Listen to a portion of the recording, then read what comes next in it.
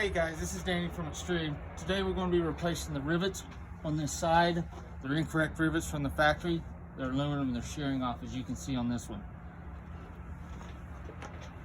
So in here, you want to kind of raise that up where this lines up. The best way to do that, this is a 36-inch quick clamp. So I put it on there. That lines up the hole where I want to drill.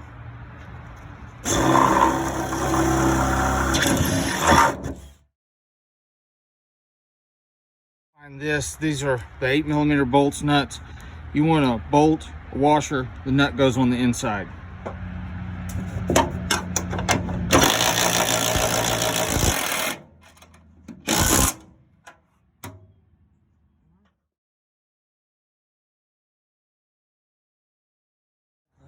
So we're also replacing this hinge because oftentimes it wears right up there because this rack was at the wrong angle. We're taking out the two smaller bolts, we're putting in one big long one, and we're replacing this outer hinge. To replace outer hinge, it's 5 bolts. The door will hang. You undo these two, put the new hinge with the longer bolt.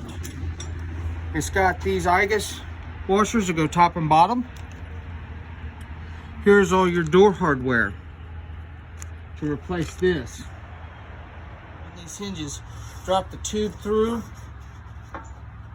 and it'll extend just a little bit past. Place this on top, hold it, and place that on bottom.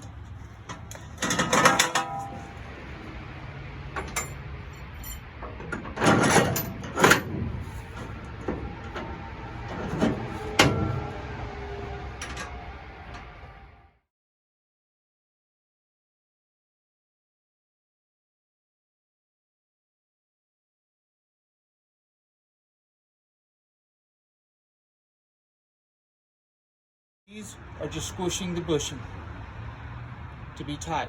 Do not over tighten these inboard ones because you'll crush this tube.